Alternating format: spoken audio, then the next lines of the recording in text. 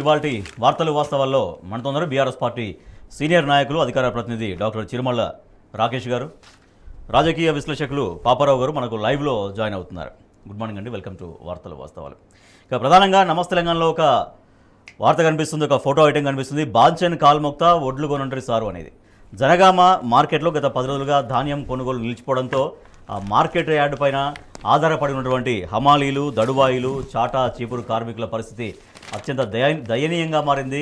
వాళ్ళ జీవితాలు అనేది దాని మార్కెట్ పైన ఆధారపడి ఉంటాయి కాబట్టి మార్కెట్ నడవకపోవడంతో వాళ్ళు చాలా ఇబ్బందులు పడుతున్నారు. దీంతో ఇక్కడ పోలీసు అధికారుల కాళ్ళు పట్టుకొని వేడుకుంటున్నటువంటి ఒక దయనీయమైన దృశ్యం మనం చూస్తున్నాం. రాకేష్ గారు, సో 10 రోజులుగా జనగామ మార్కెట్లో ధాన్యం కొనుగోళ్లు నిలిచిపోవడంతో ఆ ఎఫెక్ట్ అనేది వాళ్ళ మార్కెట్లో పనిచేసేటువంటి ఆ కార్మికుల పైన పడింది. సో ఎందుకు ఇటువంటి జీవితాలు ఎఫెక్ట్ అయిపోతున్నా కూడా ప్రభుత్వం ఒక సమర్థవంతమైన నిర్వహణ చేయడంలో ఎందుకు వైఫల్యం చెందుతుంది? పేపర్ తీయండి. గుడ్ మార్నింగ్ అండి, గుడ్ మార్నింగ్ ప్యానల్ మెంబర్స్ అందరికీ. ఫస్ట్ ఆఫ్ ఆల్ ఏదైతే ఈరోజు అంటే మనం చూస్తున్నటువంటి ఫోటో ఏదైతే అక్కడ సెక్యూరిటీగా వచ్చినటువంటి పోలీసుల కాలు మొక్కేటువంటి పరిస్థితి, ఒక రైతు ఎందుకు ఈ దుస్థితి ఏర్పడ్డది?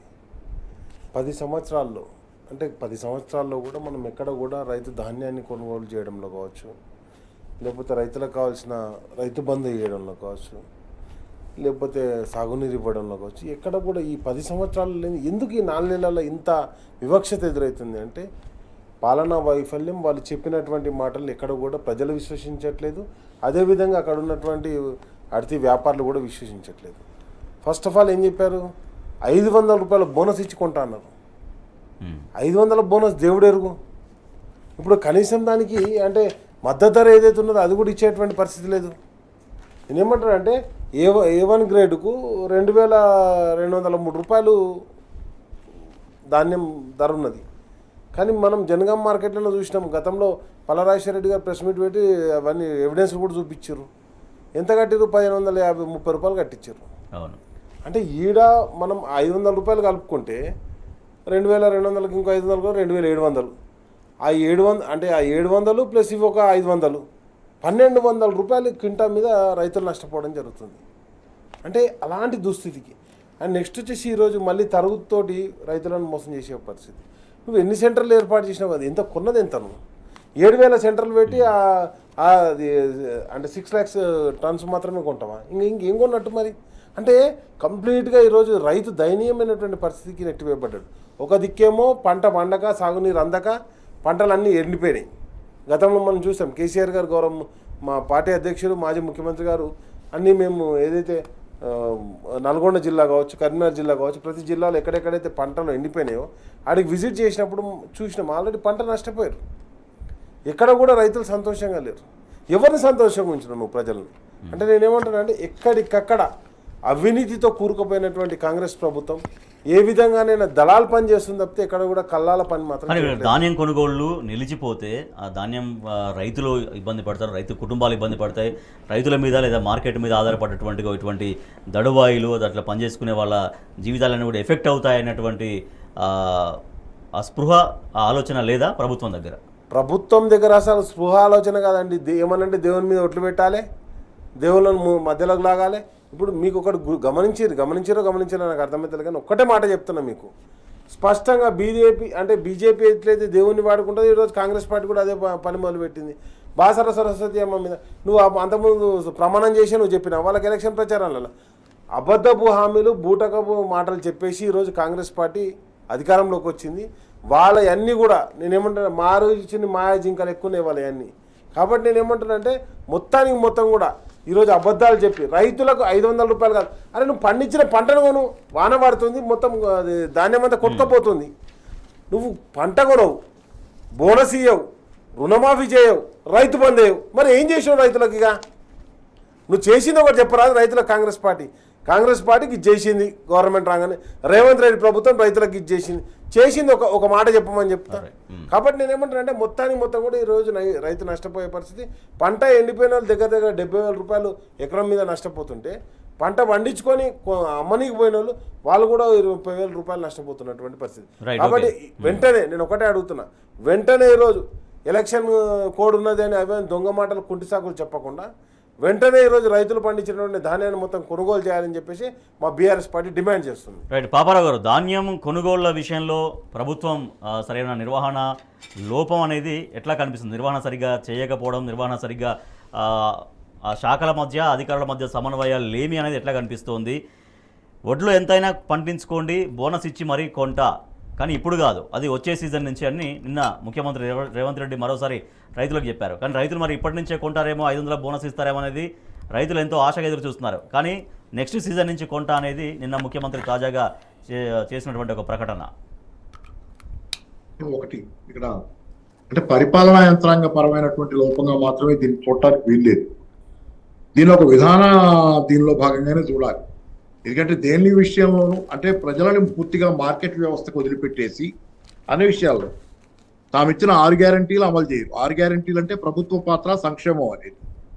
అలాగే ఈరోజు రైతుల దగ్గర నుంచి ధాన్యం సేకరణ ఇవన్నీ కూడా ప్రభుత్వ పాత్ర, వ్యవసాయ రంగం అదొక భాగం.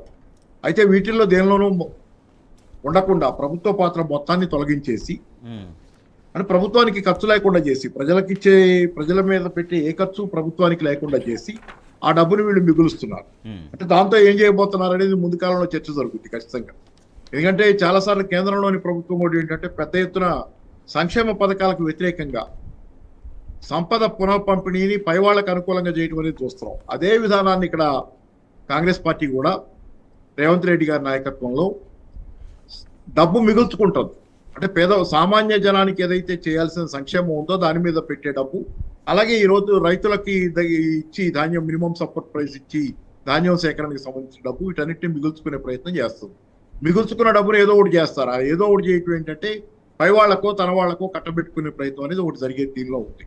కాబట్టి స్పష్టంగా ఏంటంటే ఈ రోజు రేవంత్ రెడ్డి గారు చూస్తున్నాం, ఈ ఓట్లు ఓ పక్క ఓట్లు, రెండో పక్కన తిట్లు. ఇంత తప్పితే రేవంత్ రెడ్డి గారికి ఏ విధానం లేదు. తను అది చేస్తాను ఇది చేస్తానని ప్రజలకేమో వాగ్దానాలు ఓట్లేయటం, ప్రతిపక్ష నాయకులు ఇతరుల మీద ఏమో తిట్ల దండకం అనుకోండి. ఇంత తప్పితే ఒక విధానం లేని నరం లేని నాలుగు. ఇప్పుడు రేవంత్ రెడ్డి గారిని ఎలా పట్టుకోగలరు? పాదరసాన్ని మీరు చేతిలో పట్టుకుంటారా? పాదరసం అనేది పచ్చిగా అవకాశవాదం అనేది. దాన్ని మీరు చేతిలో ఎలా పట్టుకుంటారు? ఏమని ప్రశ్నిస్తారు? ఎలాగని ప్రశ్నిస్తారు? రోజుకో మాట, గంటకో మాట మాట్లాడే నరం లేని నాలుకని ఏ విధంగా మీరు ప్రశ్నించి పిన్ పాయింట్ చేస్తారు? ఇప్పుడు మనం అడిగిన ఉపయోగం లేని విషయం మీరు ఆగస్టు 15కైనా చేస్తారా అంటే ఆయన ఏదైనా అనగలడు. కాబట్టి మనం స్పష్టంగా ఒక విధానం ఉన్న వాళ్ళని అయితే మనం విమర్శించవచ్చు, ప్రశ్నించవచ్చు, నిలదీయచ్చు, ఇది ఉంటుంది. కానీ ఒక విధానం ఏమి లేదు. అధికారంలో సీట్లో కూర్చోవటం మాత్రమే విధానం అయిన తర్వాత ఇక అంతకంటే చేయగలిగింది ఏమి లేదు. మార్కెట్ వ్యవస్థ పైన అనేక మంది ఆధారపడి ఉంటారు. దాంట్లో ముఖ్యంగా ఆ మార్కెట్లో పనిచేసేటువంటి ఆ వ్యవసాయ హమాలీలు కావచ్చు, ఆ కూలీలు, దడువాయిలు, ఇంకా రకరకాల వాళ్ళు ఉంటారు. సో వాళ్ళే మీరు వడ్లు కొనండి, వడ్లు కొంటేనే మాకు ఇంత జీవనం వెళ్తుంది అన్నటువంటి వాళ్ళు బాధ వ్యక్తం చేస్తున్నారు అక్కడ వచ్చినటువంటి అధికారుల కాళ్ళు పట్టుకొని. మరి నేను మన ఇక్కడ టీ న్యూస్ ఛానల్లో కూడా నేను చెప్పున్నాను, గతంలో ఎన్నికల ముందే చెప్పాను, టీఆర్ఎస్ గనక ఎన్నికల్లో ఓడిపోయే పరిస్థితి వస్తే తెలంగాణలో వీళ్ళు ఎవరైతే విమర్శిస్తున్నారో కేసీఆర్ గారి దొరని, అసలు నిజమైన దొర రాజ్యం వాళ్ళు చూపిస్తారనేది గతంలో చెప్పున్నాను. నేను నీ బాంచన్ నీ కాల్ముక్తా కథ వస్తుందని కూడా చెప్పున్నాను. నా వరకు నేను ఈ మాటే వాడు చెప్పున్నాను. అదే కథ ఈ రోజు తెలంగాణలో పేద ప్రజానీకాన్ని, సామాన్య ప్రజానీకాన్ని దగా చేసే అధికారంలోకి వచ్చి వాళ్ళని బూటుకాళ్ళ దగ్గర కూర్చోబెట్టుకుంటున్నా సాష్టాంగ పడేటట్లు చేస్తున్నటువంటి పరిస్థితి ఈ రోజు ఖచ్చితంగా ఉంది. ప్రజల బతుకులు పూర్తిగా చిన్నాభిన్నం అయిపోయి ప్రజలు అంటే కటకటలాడే పరిస్థితి. గత 10 సంవత్సరాల కాలంగా కనీసం కంటి నిండా నిద్రపోతున్నారు, కడుపు నిండా తిండి తింటున్నారు, కనీస అవసరాలు తీరుతున్నాయి ప్రజలకి. అట్లాంటి స్థితి నుంచి ఈ రోజు పూర్తిగా దిగజారిపోయినటువంటి వాస్తవం ఈ రోజు తెలంగాణలో ఉంది. కాబట్టి సరే దీన్ని ముందు ఇమీడియట్ గా దీనికి ఏంటంటే చేయగలిగింది ప్రజానీకం కూడా. రేపు పార్లమెంట్ ఎన్నికలు ఉన్నాయి కాబట్టి కాంగ్రెస్ పార్టీని కఠోరంగా శిక్షించాలి. దీనిలో అంటే తమకి దుస్థితి తెచ్చిన కాంగ్రెస్ పార్టీని శిక్షించతో పాటుగా గతంలో ఏదైతే తమకున్నటువంటి కనీస ప్రయోజనాలు కల్పించినటువంటి ఒక డిగ్నిఫైడ్ జీవితాన్ని ఇచ్చినటువంటి బీఆర్ఎస్ పార్టీయో టీఆర్ఎస్ పార్టీయో ఏదైనా మళ్ళీ దానికి ఒక గట్టి పునాదిని ఏర్పరచుకోగలిగితేనే తెలంగాణ ప్రజలకు భవిష్యత్తు. ఎందుకంటే తెలంగాణ కోసం ప్రత్యేకంగా ఆలోచించగలిగింది టీఆర్ఎస్ పార్టీ ఒకటే. ఈ రోజు ఖచ్చితంగా టీఆర్ఎస్ పార్టీ తప్పితే ఎవరు, అది బీజేపీ కావచ్చు, కాంగ్రెస్ కావచ్చు, తెలంగాణ కోసం ప్రత్యేకంగా తెలంగాణ గురించి ఆలోచించేది ప్రజల గురించి ఎవరు లేరు. కాబట్టి ఏంటంటే తెలంగాణ గురించి ఆలోచించాలన్నా రేపు పొద్దున పార్లమెంట్ ఎన్నికల్లో ప్రజలు ఇవ్వబోయే తీర్పు ఈ రోజు తెలంగాణ అస్తిత్వానికి, ఉనికికి, దాని భవిష్యత్తు కూడా మళ్ళీ తిరిగి ఒక స్థిమితమైన ఒక భరోసా ఉన్న జీవితం కోసం తిరిగి ప్రయాణానికి ఇది ఖచ్చితమైన అవసరంగా ఈ రోజు. ఎందుకంటే లేకపోతే గుర్రం ముందు పచ్చిగడ్డి పెట్టి పరిగెచ్చినట్టు వాగ్దానాలు చేస్తున్నారు, ఒట్లేస్తున్నారు. జనానికి గుర్రం ముందు పచ్చిగడ్డి ఎప్పుడు జనానికి అట్లాగే 6 గ్యారంటీలు అలాగే ఉన్నాయి, ఈ రోజు వేసే ఓట్లు అలాగే ఉన్నాయి, రుణమాఫీలు అలాగే ఉన్నాయి. కాబట్టి ప్రజలకు చాలా స్థిమితంగా గట్టిగా తీర్పు ఇవ్వాల్సిన అవసరం ఈ రోజు ఇస్తారు. ఖచ్చితంగా చెప్పాల్సిన అవసరం కూడా లేదు. ప్రజలు ఆల్రెడీ డిసైడ్ అయిపోయారు. ఈ అసెంబ్లీ ఎన్నికల 3 నెలల తర్వాత ప్రజలు ఆల్రెడీ గట్టిగా డిసైడ్ అయ్యారు. వాళ్ళు తీర్పు ఇస్తారు. ఆ తీర్పు అనేది కనుక ఖచ్చితంగా కాస్త స్థిమితంగా ఆలోచించి కోల్పోయిన ఒక రకమైనటువంటి స్వర్గమే, ఒక రకంగా కోల్పోయిన స్వర్గం. ఎందుకంటే కనీస అవసరాలు తీరినటువంటి ప్రజల కనీస ప్రయోజనాలు పట్టించుకున్నటువంటి ప్రభుత్వం ఒకటి పోయింది. కాబట్టి దాన్ని మళ్ళీ పునఃప్రతిష్ఠ చేసుకునే దానిలో భాగంగా పార్లమెంట్ ఎన్నికలు అనేది ఒక పెద్ద మైలురాయి అవుతుందని నేను అనుకుంటున్నాను. ఆగస్టు 15 వరకు రుణమాఫీ చేయలేకపోతే సీఎం పదవికి రాజీనామా చేస్తావా అంటూ సీఎం రేవంత్ రెడ్డికి సవాల్ విసిరారు మాజీ మంత్రి హరీష్ రావు. దాంతోపాటుగా రైతు బంధుకే పైసలు లేవు, రుణమాఫీ చేస్తావా, అసలు ఆగస్టు 15 వరకు సీఎంగా ఉంటావా అంటూ మాజీ మంత్రి పొన్నాల లక్ష్మయ్య కూడా సీఎం రేవంత్ రెడ్డిని ప్రశ్నించారు. రాకేష్ గారు, అంటే ఆగస్టు 15 వరకు సీఎంగా ఉండరు అనుకుంటున్నారా బీఆర్ఎస్? మేమనట్లేదు, బీజేపీ వాళ్ళు అన్నారండి. మీరు బీఆర్ఎస్ పొన్నాల లక్ష్మయ్య గారు కూడా సవాల్ విసిరారు అండ్ బీజేపీ వాళ్ళు కూడా మాట్లాడారు. ఆఫ్ కోర్స్ లేలే కరెక్టే, కానీ నేను ఏమంటున్నా అంటే బీజేపీ పార్టీ వాళ్ళు అన్నదాన్ని ఇప్పుడు బీజేపీ పార్టీ వాళ్ళు 15 దాకా సీఎంగా ఉంటామని అడిగారు. మేమేం ఛాలెంజ్ చేసినాం అంటే 15 నువ్వు 9వ తారీఖు అన్నావు, తారీఖులు మార్చడం నీ పద్ధతి తప్పితే క్యాలెండర్ లెక్క పనిచేస్తున్నావు తప్పితే నువ్వు ఎక్కడ ప్రజలకు పనిచేస్తలేవు అని చెప్పారు హరీష్ రావు గారు కావచ్చు, పొన్నాల లక్ష్మయ్య గారు కావచ్చు. హరీష్ రావు గారు ఏం ఛాలెంజ్ చేసారు? అవునా బా, నువ్వు చెప్తున్నావు కదా 9వ తారీఖు నాడు రుణమాఫీ చేస్తాను, చేసినావా అని అడిగారు. చేయలే కదా. కాబట్టి నేను ఏమంటున్నా అంటే ఇప్పుడు గత ప్రభుత్వంలో కేసీఆర్ గారి ప్రభుత్వంలో అందినాయి, మనం అడిగేది ఏంది? ఆ రోజు అందినాయి, ఈరోజు అందుతున్నాయి ఏమి అని అడుగుతున్నాం. మీకు ఫస్ట్ రైతు బంధు అందలే ఇప్పటివరకు రైతులకు అందరికీ. ఈ వాళ్ళు చెప్తారు కానీ 5 ఎకరాల దానికి వేసినామని, 5 ఎకరాలకు వేసినటువంటి ఒక మెసేజ్ చూపెట్టమంటే ఇంతవరకు కూడా ఎక్కడ కూడా చూపించలే. నెంబర్ 1.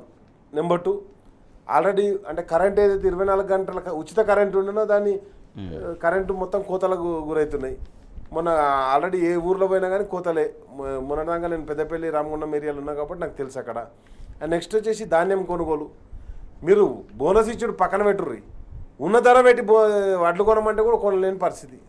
2000 రూపాయలు ఇప్పుడు కింటా నడుస్తుంది, 2200 నడుస్తుంది. 2200 రూపాయలు పెట్టి కొనమంటే కూడా కొనలేరు కదా. అయిపోయింది, ధాన్యం కొనుగోలు లేదు. రుణమాఫీ 9వ తారీఖు నాడు రుణమాఫీ చేస్తా అన్నాడు. 9వ తారీఖు నుంచి వెళ్ళి ఇప్పుడు ఆగస్టు దాకా పట్టుకపోయాడు. ఆగస్టు నుంచి వెళ్ళి తీసుకుపోయి మళ్ళీ 2028కి తీసుకుపోతాడు కావచ్చు. అంతే తప్పితే ఇక్కడ అది రుణమాఫీ చేసే పరిస్థితి అయితే లేదు. అండ్ నెక్స్ట్ వచ్చేసి రైతు ఆత్మహత్యలు పెరిగినాయి. మరి నిజంగానే నువ్వు రైతులను అంతా ఆదుకునేది ఉంటే, ధాన్యం కొనుగోలు చేసి ఉంటే, రైతులను ఆదుకుంటానని ధైర్యం ఇచ్చాడంటే ఎందుకు రైతు ఆత్మహత్యలు పెరిగినాయి? ఈరోజు 120 రోజులలో 220 మంది రైతులు ఆత్మహత్యలు చేసుకుంటారా? అండ్ నెక్స్ట్ వచ్చేసి నేను ఏమంటా అంటే కౌలు రైతులకు పైసలు ఇస్తా అంటివి, వాళ్ళకు 15,000 రూపాయలు ఇస్తా అంటివి, ఏది రైతు కూలీలకు 12,000 రూపాయలు ఇస్తా అంటివి. ఏవి అవన్నీ? అడుగుతున్నది ఏంది? అవన్నీ పోగా నిన్న అంటే హరీష్ అన్న ప్రెస్ మీట్ పెట్టినప్పుడు కూడా ఏమన్నాడు? పింఛన్ను ఇంటింటికి 18 ఏళ్ళు నిన్న ప్రతి అమ్మాయికి 2,500 రూపాయలు ఇస్తా అంటివి, పింఛన్ 4,000 చేస్తా అంటివి. ఏది ఒక్కటన్నా నువ్వు చేస్తా అన్నది ఏం చేసినావు? సరే ఏమన్నా మాట్లాడితే ఏమంటారు? ఒక్కొక్క హామీ అమలు చేస్తున్నావు. మేము హామీ అమలు చేసినావు? నువ్వు అమలు చేసిన హామీ చెప్పు. నీ ఆరోగ్యశ్రీ కార్డు పట్టుకుని పోతే ఎక్కడన్నా 10 లక్షల దాకా ప్రైవేట్ హాస్పిటల్ నడుతుందో చూపెట్టు నాకు. అది పోతే ఆల్రెడీ ఉన్న గవర్నమెంట్ దవాఖానాల గతంలో డెలివరీలు అయితే కేసీఆర్ కిట్ ఇచ్చేటోళ్ళు 13,000 రూపాయలు, 12,000 రూపాయలు, అమ్మాయి పుడితే 13,000, అబ్బాయి పుడితే 12,000 రూపాయలు ఇచ్చాడు. అవి కూడా బంద్ చేసినాము. టోటల్ ఎక్కడ అసలు ఎక్కడ లేవు. కేసీఆర్ కిట్లో డెలివరీలు తగ్గిపోయినాయి. నువ్వు కావాలంటే నేను ఛాలెంజ్ చేస్తున్నా టీ న్యూస్ నుంచి, ఏ గవర్నమెంట్ హాస్పిటల్ కన్నా పోయి చెక్ చేసుకోరు. తులం బంగారం పక్కన పెట్టు, నువ్వు కళ్యాణ లక్ష్మి చెక్కులు కూడా ఇస్తలేవు కదా, ఇంకా తులం బంగారం కల్పిస్తా అంటివి. ఏమైనా ఇవన్నీ అంటే నేను ఏమంటున్నా, ప్రభుత్వం చెప్తున్న గ్యారంటీలో మెయిన్గా ఒకటే చెప్తున్నారు, మహిళలకు ఉచిత బస్సు ప్రయాణం అనేది. ఉచిత బస్సు కూడా మీకు ఒకటి చెప్తాను చూడు, ఉచిత బస్సు కూడా ఎప్పటిదాకా ఆర్టీసీ వాళ్ళకి ఇప్పటికీ 14,000 కోట్ల రూపాయలు ఇవ్వాలి. వీళ్ళు ఇవ్వలే. ఈరోజు ఆర్టీసీలో జీతాలు ఇచ్చుకునే పరిస్థితి లేదు. ఆర్టీసీలో ఎవరైనా రిటైర్డ్ అయితే ఎంప్లాయీ, నేను ఛాలెంజ్ చేస్తున్నా ఇక్కడికి, రిటైర్డ్ అయిన ఎంప్లాయీకి కనీసం బెనిఫిట్ ఇవ్వలేని పరిస్థితి ఉంది ఆర్టీసీకి. ఈరోజు ఆర్టీసీ మొత్తం దివాళా తీసేసింది. విత్ ఇన్ షార్ట్ పీరియడ్ నేను చెప్తున్నా కదా, ఆర్టీసీని మొత్తం ప్రైవేట్ పరం చేస్తారు.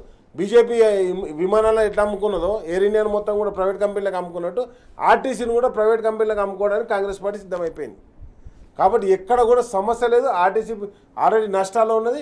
రేపు పొద్దుగాల టికెట్ పెట్టానా, హాఫ్ టికెట్ పెట్టానని ఆర్టీసీ కూడా ఆలోచిస్తున్న పరిస్థితి. కాబట్టి ఆ పథకం కూడా అమలు కాదు. అండ్ నెక్స్ట్ వచ్చేసి నేను ఏమంటున్నా అంటే ఆటో డ్రైవర్లకు 12,000 రూపాయలు ఇస్తాను. ఆల్రెడీ ఆటో డ్రైవర్లు అందరూ ఆటో డ్రైవర్ అన్నలు ఆత్మహత్య చేసుకుంటారు. నిజంగా కూడా ఒక గౌరవప్రదమైన జీవితం బతుకుతారు గ్రామాలలో. ఆటో డ్రైవింగ్ చేసుకుంటా తమ పిల్లల్ని మంచి స్కూళ్ళలో చదివించుకుంటా ఒక ఉన్నతమైనటువంటి జీవితాన్ని బతుకుతున్నటువంటి ఆటో డ్రైవర్లు నువ్వు పెట్టిన పథకంతో నష్టపోయారు. వాళ్ళకి 12,000 రూపాయలు ఇస్తాను. ఏమైంది? నువ్వు ఉచిత బస్సు పెట్టద్దని అంటలేము. ఉచిత బస్సు పెట్టినప్పుడు 12,000 రూపాయలు ఇస్తాను కదా, మరి ఆ 12,000 రూపాయలు ఏమైనాయి? కాబట్టి నేనేమంటున్నానంటే మొత్తం కూడా పాలనను అటకెక్కిచ్చేసి అబద్ధపు హామీలు, బూటకపు హామీలు, లేకపోతే ఏడికి పోతే ఆడ దేవుళ్ళను గుంజుడు, ఇదే పని పెట్టుకున్నాడు తప్పితే ఎక్కడ కూడా ఎంత నీచంగా ఉన్నదంటే కాంగ్రెస్ పార్టీ ప్రభుత్వం. కనీసం ఇక్కడ దేశం మొత్తంలో, ప్రపంచం మొత్తంలో ఎక్కడ 125 అడుగుల అంబేద్కర్ స్టాచ్యూ లేదు, అంబేద్కర్ విగ్రహం లేదు. దానికి దండేగా నువ్వు కనీసం దాన్ని గద్దెకాడ కనీసం పూల్చలని కానీ పెట్టాలి కదా. ఎవరు లోపలికి కూడా పోనీయకుండా తాళాలు వేసినావు అంటే నిర్బంధకాండ కొనసాగుతుంది కంప్లీట్గా. అన్నారు కదా ఇంతకుముందు పాపన బాంచన్ని కాల్మోక్తా అని, ఏదైతే జనగామ అనేది ఎక్కడైతే దొడ్డి కోమరయ్య వాళ్ళంతా మరణించారో అక్కడనే ఈరోజు మళ్ళీ ఒకసారి సంఘటనలు గమనిస్తున్నాం. కాబట్టి కాంగ్రెస్ పార్టీ రాగానే అదే వరంగల్ జిల్లాలో బూటకప్ ఎన్కౌంటర్లని నేనేమంటున్నా అంటే ఎన్కౌంటర్లు, రైతు ఆత్మహత్యలు మొత్తం కూడా మరొకసారి 2014 కంటే ముందు ఎట్లున్నో తెలంగాణ మొత్తాన్ని ఆ దిశకు తీసుకుపోయారు. రైట్ పాపారావు గారు, ఆగస్టు 15 వరకు రుణమాఫీ చేయలేకపోతే రాజీనామా చేస్తావా ముఖ్యమంత్రి పదవికి అనేది మాజీ మంత్రి హరీష్ రావు గారి సవాల్. సో ఇప్పుడు ఎట్లాగో ముఖ్యమంత్రి చెప్తున్నారు, నిన్న చెప్పిన తాజాగా ఏంటంటే బాసర సరస్వతి పైన ఒట్టేసి చెబుతున్నా ఆగస్టు 15లోగా రుణమాఫీ చేస్తా అనేది. సో ఒక అడుగు ముందుకేసి నిజంగా మరి ఆగస్టు 15లోగా నేను రుణమాఫీ చేయలేకపోతే నేను సీఎం పదవికి రాజీనామా చేస్తా అనేది ఈ సవాల్ని స్వీకరించి ఒక మాట ఏమన్నా చెప్పొచ్చా సీఎం? అంటే నేను ఇందాకే చెప్పా కదా, నరం లేని నాలుకలాగా ఏది దోస్తే అది చెప్తున్నారు. కావాలంటే ఈ సవాల్ని కూడా స్వీకరిస్తాడు ఆయన, దానికేం సందేహం ఏం లేదు. అంటే ప్రాక్టికల్ గా చేయటం రేపొద్దున ఇంకోటి మాట్లాడచ్చు అని తెలిసినప్పుడు నరం లేని నాలుక, గంటకో మాట, చేతిలో పాదరసం లాగా ఎమ్మడని గుణం, ఇన్ని మనకి గుణగణాలు ఉన్నప్పుడు స్వీకరిస్తామంటే రాజీనామా చేస్తానని అంటారు. ఎటు కూడా ఆయనే ఆందోళన చెప్తున్నాడు కదా, ఈ మధ్యకాలంలో ఫ్రస్ట్రేషన్ లో ఉన్నాడు ఆయన, పదవి పోద్దేమోనని.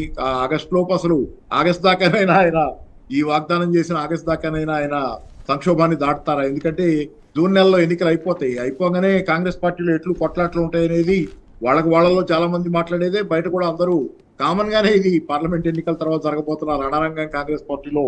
కాబట్టి ఆగస్ట్ దాకా ఆయనే భయపడుతున్న విధంగా కాంగ్రెస్ లో ఆయనే ఆ సీట్ లో ఉండగలిగితే, రెండోది ఉన్నా కానీ ఆయనకి ఒకటే ఇక్కడ ఏంటంటే గతంలో ఏమన్నాడు, ఈ ఎన్నికలు రిఫరెండం అన్నాడు ఆయన.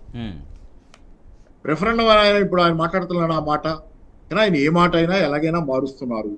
కాబట్టి ఆయనకి ఓ మాట నికరం లేదు. కాబట్టి మనం ఎన్ని ప్రశ్నలు వేసినా అవి పోయి మళ్ళీ సో రిఫరెండం మాట నిజంగా ఎందుకు వినిపించట్లేదు? నిన్న పొన్నా లక్ష్మయ్య గారు కూడా అదే ప్రశ్నించారు. గతంలో ఎలక్షన్ స్టార్టింగ్ లో, ఈ ప్రాసెస్ స్టార్టింగ్ లో రిఫరెండం అని ఆ మాట వినిపించింది ముఖ్యమంత్రి నోటి నుంచి. బట్ ఆ రిఫరెండం అనే మాట లేదు కదా. అందుకని మనం ఏమైనా మనం ఎన్నైనా అడగటానికి అంటే, ఎందుకంటే ఇది ఒక నిస్సహాయ స్థితి ఒక రకంగా ప్రతిపక్షాలకు.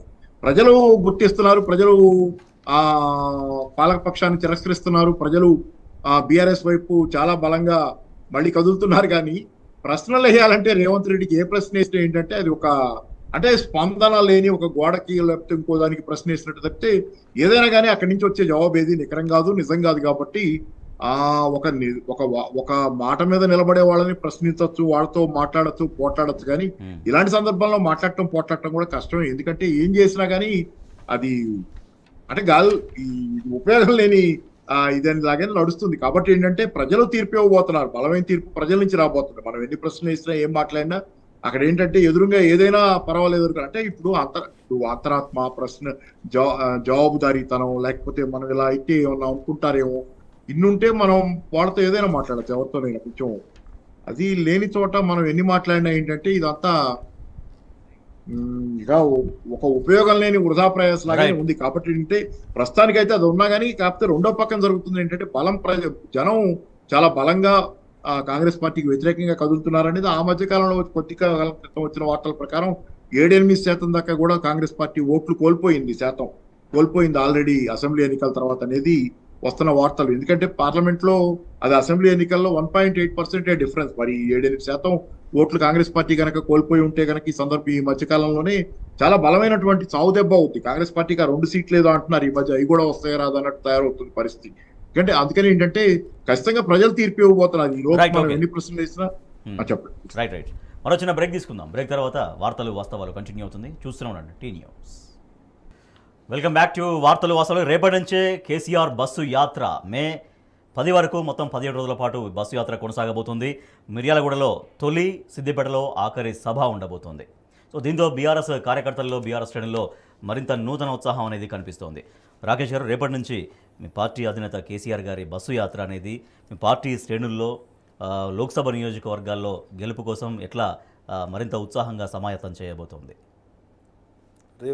రేపటి నుండి మధ్యాహ్నం నుండి కేసీఆర్ గారి బస్సు యాత్ర ప్రారంభమవుతుంది. ఎందుకంటే ఈరోజు హనుమాన్ జయంతి కాబట్టి రేపటి నుంచి పెట్టుకోవడం జరిగింది. రేపటి నుంచి మొత్తం అన్ని 17 ఎంపీ కాన్ఫరెన్స్లు ఏవైతే ఉన్నాయో వాటి అన్నింటిలో కూడా కేసీఆర్ గారి సభలు, సమావేశాలు, రోడ్ షోలు ఉండడం జరుగుతాయి. ఆల్రెడీ మీకు తెలుసు కేసీఆర్ గారు అంటే విజయం అంటే జయాలు, అపజయాలు పార్టీలో సర్వసాధారణం. కానీ ఎప్పుడు ప్రజల పక్షాన నుండి పోరాటం చేసేటువంటి గొప్ప నాయకుడు, పోరాట యోధుడు మా కేసీఆర్ గారు. కాబట్టే మనం చూసాం తెలంగాణ రాష్ట్రాన్ని ఏ విధంగా సాధించుకున్నాము, అదేవిధంగా తెలంగాణను ఏ విధంగా అభివృద్ధి చేసుకున్నాము, ఈ 4 నెలల కాలంలో ఎంత దుఃఖానికి గురవుతున్నామో కూడా మనం అందరం గమనిస్తున్నాం, ప్రజలు కూడా గమనిస్తున్నారు. కాబట్టి కేసీఆర్ రాకకే ప్రజలందరూ వేచి చూస్తున్నారు. ప్రత్యక్ష ఉదాహరణ మనం నల్గొండ బహిరంగ సభ పెట్టడం ద్వారా కృష్ణా వాటర్ను కాపాడుకోవడం కావచ్చు, అదేవిధంగా మన పంట నష్టపోయినటువంటి రైతుల దగ్గరికి వెళ్ళడం ద్వారా కేసీఆర్ గారు రైతాంగ సమాజానికి ఒక బలం ఇవ్వడం కావచ్చు. ఈరోజు మళ్ళీ ఎంపీ స్థానాల ఎంపీ ఎలక్షన్ల గురించి కూడా ప్రజల దగ్గరికి వెళ్ళడం జరుగుతుంది. అండ్ నెక్స్ట్ వచ్చేసి ప్రజలు కూడా సిద్ధంగా ఉన్నారు ఈరోజు బీఆర్ఎస్ పార్టీని గెలిపించడానికి. గతంలో మేము 9 ఎంపీలు గెలిచినాం, అంతకంటే అత్యధికంగా డబుల్ డిజిట్ దాడతామన్న సంపూర్ణ విశ్వాసం మాకున్నది.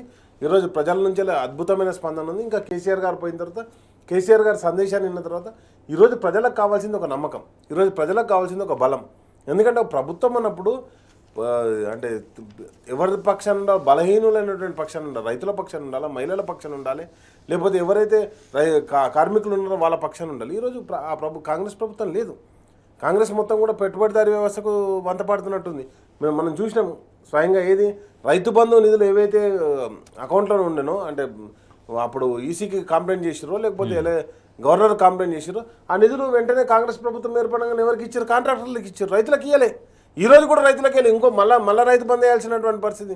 ఈరోజు 15 ఆగస్టు 15 అంటుండు. ఆగస్టు 15 కంటే ముందు మళ్ళీ రైతు బంద్ వేయాలి. ఇప్పుడు ఆల్రెడీ ఒక సీజన్ రైతు బంద్ వేయాలి, ఓ నెల పింఛన్ ఎక్కువ. నేనేమంటానంటే అందుకే ప్రజలకు ఒక విశ్వాసం, ఒక నమ్మకం. సో అందుకే సీఎంఓకి అందరూ లెటర్స్ రాస్తున్నారు. రైతులు, మామూలు ప్రజలు కూడా ఇచ్చిన హామీలు అమలు చేయండి అంటూ ఒక పోస్ట్ కార్డు ఉద్యమం అనేది చాలా చోట్ల నడుస్తూ ఉంది. అదంతా ఇప్పుడు పోస్ట్ కార్డు ఉద్యమం నడుస్తుంది. ఎస్పెషల్గా రైతుల గురించి. రైతులు మా వడ్లు కొనురనే రాస్తారు. ప్రధానమైనటువంటి సమస్య వడ్లు కొనడం. అండ్ నెక్స్ట్ వచ్చేసి ఏమైందంటే కరెంట్ ఫ్లక్చుయేషన్లతో మోటార్లు కాలిపోతాయి. ఇంకొకటి ఏమైతే అంటే పైపులు ఏవైతే వేసుకుంటామో గ్రౌండ్లో, ఆ మోటార్ ఫ్లక్చుయేషన్ తోటి ప్రెషర్ కొట్టేసరికి పైపులు కూడా పలుగుతున్నాయి. కాబట్టి అన్ని సమస్యలు ఉన్నాయి. ఈ సమస్యలకు అన్నిటికీ ఇంకోటి ఏంది, మరి ఈ 10 ఏళ్ళ కానీ ఈ 4 నెలలు ఎందుకు వచ్చినాయి అంటే అది అంటే వాళ్ళకు పాలన సరే అంటే వాళ్ళ పాలన మీద కాకుండా మొత్తం పెట్టుబడిదారీ వ్యవస్థ మీద కాన్సన్ట్రేషన్ చేయడంతో. కాబట్టి ఇవన్నీ కూడా ప్రజలు గమనిస్తున్నారు. ఆ నాయకుడు ఎవరో ఈరోజు కేసీఆర్ గారి నాయకత్వంలో ఏ విధంగా అయితే ఉద్యమ తెలంగాణ నిర్మించుకున్నామో, అదేవిధంగా ఆ రోజు కూడా పోరాటం చేసింది కాంగ్రెస్ పార్టీ మీదనే. ఆ రోజు మా మీద కేసులు పెట్టింది కాంగ్రెస్ పార్టీ. ఈరోజు కూడా మళ్ళొకసారి కేసులు పెట్టడం కావచ్చు, కార్యకర్తలను హత్యలు చేయడం కావచ్చు, ఇవన్నీ కాంగ్రెస్ పార్టీ అంటే ఈ చర్యలకు పాల్పడుతుంది. తప్పకుండా దానికి సరైన రీతిలో సరైన సమాధానం చెప్పడానికి బీఆర్ఎస్ పార్టీ సిద్ధమున్నది. ఈరోజు కేసీఆర్ బస్సు యాత్ర ద్వారా మరొకసారి తెలంగాణ జైత్రయాత్రను మేము నిర్వహించుకుంటాం.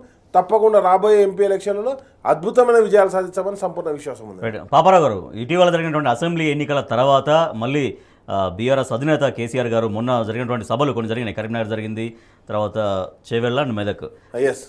ఆ సభలకు వచ్చినటువంటి ఆ తీరు, ఆ జనాలు జరిగింది. కరీంనగర్ ముందు జరిగింది. ఆ రెస్పాన్స్, దాంతోపాటుగా రేపటి నుంచి జరగబోయేటువంటి బస్సు యాత్ర, ఈ బస్సు యాత్ర ద్వారా ఏ అంశాలు అడ్రస్ చేస్తూ జనం ముందుకి వెళ్ళబోతున్నారు కేసీఆర్ గారు, అండ్ ఇప్పుడు ప్రస్తుతం ఉన్నటువంటి గ్రౌండ్లో జరుగుతున్నటువంటి అదంతా కూడా ఎట్లా బీఆర్ఎస్ పార్టీ దాన్ని అనుకూలంగా మలుచుకోబోతోంది? అంటే ప్రజలు స్వచ్ఛందంగానే ఎదురు చూస్తున్నారండి. రేవంత్ రెడ్డి గారి ప్రభుత్వం చేసిన మోసాలని, వాగ్దానాల భంగాన్ని, వాగ్దానాలకు ఏదైతే డెడ్ లైన్లు పెట్టుకుని అన్ని అబద్ధాలను జనానికి ఈ పార్టీకి అర్థమైపోయింది. చాలా చోట్ల ఒక రకమైన షాక్ లో ఉన్నటువంటి పరిస్థితి నిన్నటి దాకా. జనం ఈరోజు నోరు తెరిచి కూడా వ్యతిరేకంగా తిట్టిపోస్తున్నారు కాబట్టి జనం ఎదురు చూస్తున్నారు. ఈరోజు టీఆర్ఎస్ కార్యకర్తలు టీఆర్ఎస్ శ్రేణుల కంటే కూడా కేసీఆర్ గారి పర్యటన కోసం, ఆయన వస్తే ఆయనకి మేము ఉన్నామనే చెప్పడం కోసం ఈరోజు జనం ఎదురు చూస్తున్నారు అనేది నా ఉద్దేశం. ఎందుకంటే ప్రజలు ఖచ్చితంగా మళ్ళీ జరిగిన పొరపాటుని సరిదిద్దుకోవాలనే దానికి నిర్ణయానికి వచ్చిన వాతావరణం అయితే ఖచ్చితంగా ఉంది. కాబట్టి ఏంటంటే రేపటి నుంచి జరగబోతున్నటువంటి రైతు మామూలు బస్సు యాత్రలో ప్రధానంగా గ్రామీణ ప్రాంతాల్లో పర్యటన ఎక్కువ ఉంటుంది. కాబట్టి ముఖ్యంగా ఈరోజు ఇమీడియట్ ప్రాబ్లమ్స్ కనపడుతుంది కూడా ఎక్కువగా మిగతా నగర ప్రాంతాల్లో కూడా చాలా సమస్యలు ఈ ప్రభుత్వం వచ్చిన తర్వాత విద్యుత్ సమస్య కానీ, నీటి సమస్య కానీ, పింఛన్ల సమస్య రకరకాలు వచ్చినాయి. అయితే గ్రామీణ ప్రాంతాల్లో ముఖ్యంగా రైతాంగం ఈరోజు ఏంటంటే 10 సంవత్సరాల క్రితం ఉన్నటువంటి పరిస్థితికి మళ్ళీ తిరిగి వెళ్ళిపోవటం, అంటే కరెంటు సమస్యల దగ్గర నుంచి ఇన్పుట్ సబ్సిడీలు అంటే రైతు బంధు లాంటి వాటి దగ్గర నుంచి చాలా సమస్యలు. రైతుకి ఈ రోజు ఏంటంటే పంట మళ్ళీ కొంటల అంటే పూర్తిగా ఏంటంటే మళ్ళీ తెలంగాణ వ్యవసాయం మళ్ళీ పావు గరిసి ఉంటది కదా, అది నిచ్చెనలు పావుల ఆట, దానిలో పావు గరిసి మళ్ళీ స్క్వేర్ వన్కి వెళ్ళిపోయినట్లుగా కింద నుంచి ప్రయాణం మొదలు పెట్టాల్సిన స్థితికి నెట్టబడింది ఈ రోజు ఈ ప్రభుత్వంలో. కాబట్టి ఏంటంటే ప్రజలు ఖచ్చితంగా ఎదురు చూస్తున్నారు మళ్ళీ ఖచ్చితంగా పరిస్థితికి పైకి రావాలంటే, బయటపడాలంటే కనుక కేసీఆర్ గారు తప్పకుండా కావాలనేది, తెలంగాణ మీద పూర్తిగా మనసు పెట్టి తెలంగాణ పట్ల నిబద్ధతతో పనిచేసేది టీఆర్ఎస్ పార్టీ, కేసీఆర్ గారి పూర్తిగా దీని పట్ల అవగాహన ఉన్నది. అలాగే పనిచేసేది మనసు కూడా దీని మీద ఉన్నది. కేవలం రాజకీయం చేయడానికి ఇక్కడ లేరాయన అనేది ప్రజలు ఈరోజు మళ్ళీ ఖచ్చితంగా ఆయనకి హారతులు పట్టడానికి, ఖచ్చితంగా రేపు పొద్దున ఆయన్ని గెలిపించుకోవడానికి మళ్ళీ, ఎందుకంటే 5 ఏళ్ల తర్వాతే ఉండొచ్చు అసెంబ్లీ ఎన్నికలు ఇది. కానీ అయితే ఈ లోపుగా తగిన శాస్తి చేయాలి ప్రభుత్వానికి. ఆల్రెడీ చాలా మంది రైతాంగం పోస్ట్ కార్డులు రాస్తూ ఒక పోస్ట్ కార్డు ఉద్యమం కూడా నడిపిస్తూ ఉన్నారు. చాలా అండి. ఇప్పుడు ఏంటో ఒక రకం చెప్పాలంటే మనం బీఆర్ఎస్ చేసే పని కంటే కూడా ప్రజలు ఎక్కువ పని చేస్తున్నారు ఈరోజు. బీఆర్ఎస్ చేసే పని కంటే కూడా ప్రజలు ఈ ప్రభుత్వాన్ని వదిలించుకోవాలనే పని, ఈ ప్రభుత్వాన్ని ఎలాగైనా దీనికి కర్రుగాల్చి వాత పెట్టాలనే ఆలోచన జనంలో పట్టుదల ఎక్కువ ఉంది. ఎందుకంటే బీఆర్ఎస్ రాజకీయ పక్షంగా పోరాడుతుంది ప్రజల కోసం, కానీ ప్రజల్లో అంతకంటే ఎక్కువ పట్టుదల ఉంది. ఎందుకంటే దెబ్బతింది ప్రజలు కదా, ఈ రోజు దెబ్బతింది ప్రజలు, మోసపోయి దెబ్బతింది ప్రజలు. కాబట్టి వాళ్ళకి అంతకంత కోపంగా ఉన్నారు, అంతకంత ఆగ్రహంగా ఉన్నారు. కాబట్టి చూడండి రేపు పొద్దున పార్లమెంట్ ఎన్నికల్లో ఖచ్చితంగా ఆ మేరకు వాళ్ళు శిక్షిస్తారు ఇప్పుడున్నటువంటి కాంగ్రెస్ పార్టీని.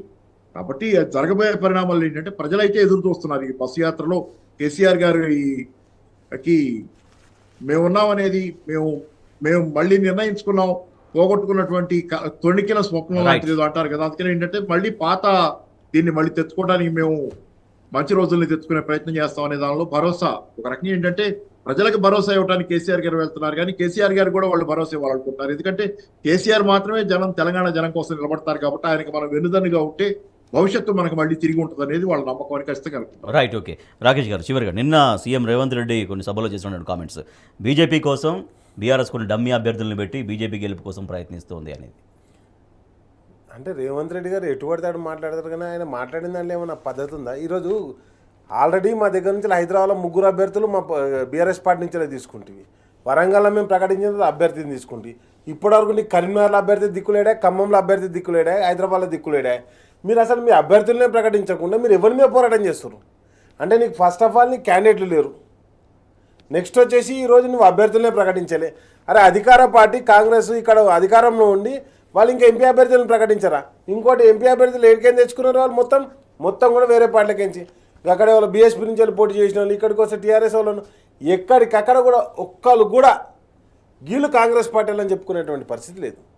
ఖమ్మంలో నువ్వు ప్రకటించలే, ఖమ్మంలో అన్ని సీట్లు గెలిచినావు కదా, అదే అంటే ఒక 10 సీట్లు ఉంటే 9 సీట్లు గెలిచినావు కదా, మరి ఏమైంది నీ ఎంపీ అభ్యర్థి ఏడి? కరీంనగర్లో కూడా నువ్వు ఎంపీ అభ్యర్థిని పెట్టకపోతే ఇంకెప్పుడు పెడతావు నువ్వు?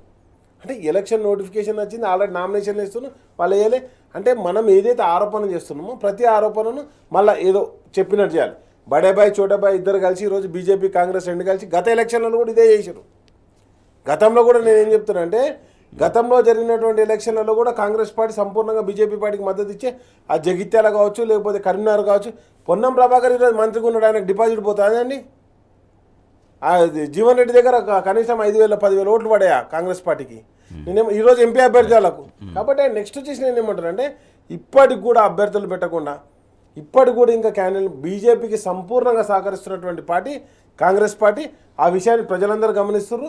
తప్పకుండా రాబోయే రోజుల్లో నువ్వు ఆల్రెడీ ధాన్యం కొంటలేవు, బీజేపీకి సహకరిస్తున్నావు, రాష్ట్ర అభివృద్ధికి ఏమాత్రం పాటుపడట్లేదు. కాబట్టి ఈరోజు కేసీఆర్ గారు బస్సు యాత్ర ద్వారా తప్పకుండా తెలంగాణ జైత్రయాత్ర మరొకసారి మొదలవుతాయని చెప్తున్నాం. రైట్ అండి, thank you so much doctor Rakesh garu, thank you so much Paparao garu. ఇది వాటి వార్తలు వాస్తవాలు. చూస్తూనే ఉండండి టీ న్యూస్.